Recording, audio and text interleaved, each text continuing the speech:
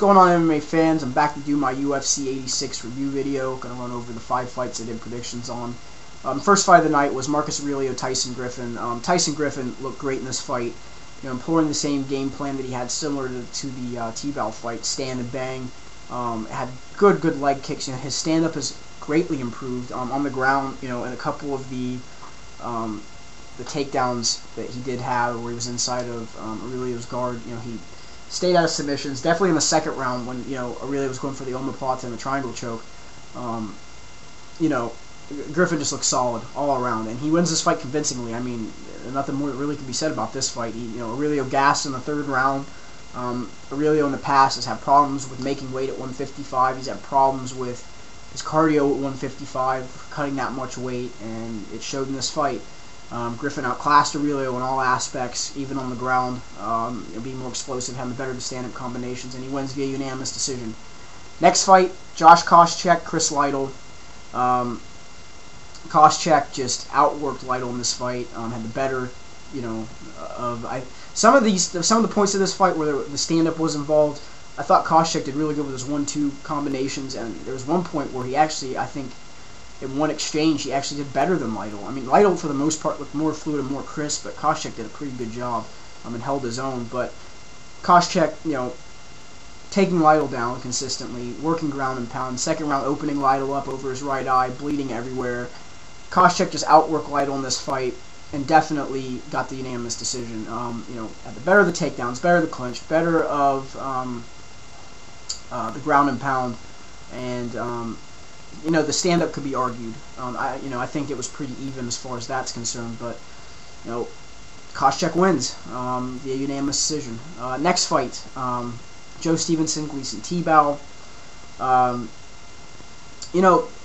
The first round, I think, dictated of how close this fight really was.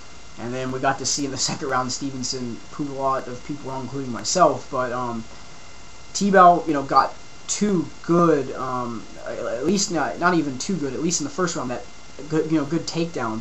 Stevenson scrambling out, getting out of the takedown, and then Stevenson getting a takedown, working for some ground and pound, and then getting caught in the omoplata. But the second round really was where Stevenson looked just crisp. I mean, throwing good combinations. T-Bow got taken. T-Bow took Stevenson down, but Stevenson got back up. T-Bow came in again, and then Stevenson locked in his signature guillotine choke and finished T-Bow in impressive fashion. So Joe Stevenson via guillotine choke second round looked solid in this fight. Had better the punching combinations. But you could see that T-Bow was definitely the stronger fighter here. But Stevenson just was more craftier. Used his stand-up, used his quick quick assertiveness and his quick ability on the ground. That he's just able to scramble so well to get out of whatever T-Bow had as far as the takedown. So congratulations to Joe Stevenson. Next fight, Ricardo Almeida and Patrick Cote. This fight was at least the second and the third round. I know a lot of people were kind of just a little skittish on it, but nonetheless, Patrick Cote came out with a really good game plan, and that's what I said in my predictions video, that I thought Patrick Cote had come a long way, and not just because of 2 knockouts. I mean, he's got Mark Delagrati, he's training with BTT Canada. He's looking solid all around in his game, and it showed in this fight. I mean, Almeida had the takedown in the first round, and Almeida had the takedown in the third round that was solid takedowns. But Cote, for the most part, did good in the clinch. He was able to shrug off any clinch attempts for the most part that Almeida had. Used his reach, used his jab, used leg kicks effectively, and used good striking combinations to make Almeida think and make him stay away from being able to get a decent clinch. And that's what happened in this fight. The first round definitely was Almeida. He outworked Cote. Had the great takedown, was trying to work ground and pound, tried to go for a couple submissions. But rounds 2 and 3 were definitely Cote. Cote used his footwork, used his jab, used a couple good leg kicks, used a couple good striking combinations, kept out of the clinch that Almeida tried to get on him, which is where I saw Cote maybe getting beat. But I mean, Cote definitely did the better of the combinations on the feet in this fight. So what can I say? Cote wins via split decision. I think he proved a lot of people wrong as far as where he has come along as a fighter and being able to come in with a decent game plan, especially against a guy of Almeida's caliber in jiu-jitsu. I mean, Almeida, of course, grappling with ADCC several times.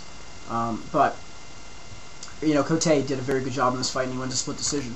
Next fight, the main event, Quentin Rampage Jackson, Forrest Griffin for the light heavyweight championship. First round was definitely Rampage. He did very, very good in this this round. Had good combinations. Actually, almost dropped Forrest with a solid right hand. I do believe. I think it was a right hand. It may have been his left hook, but I believe he hit him with the right overhand right and drops Forrest. But the second round, Forrest landed a goofy leg kick that buckled Rampage's leg, and it would be all she wrote from there. Forrest just,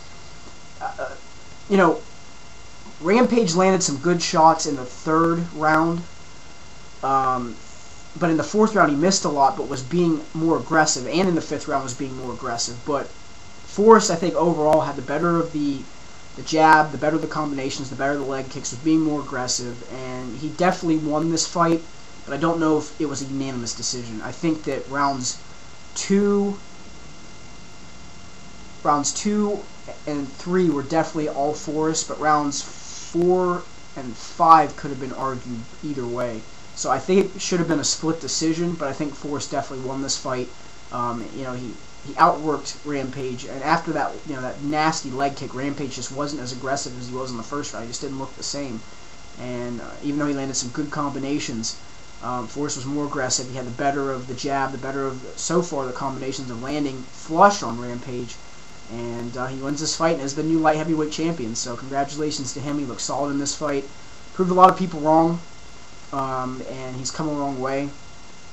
So congratulations to him.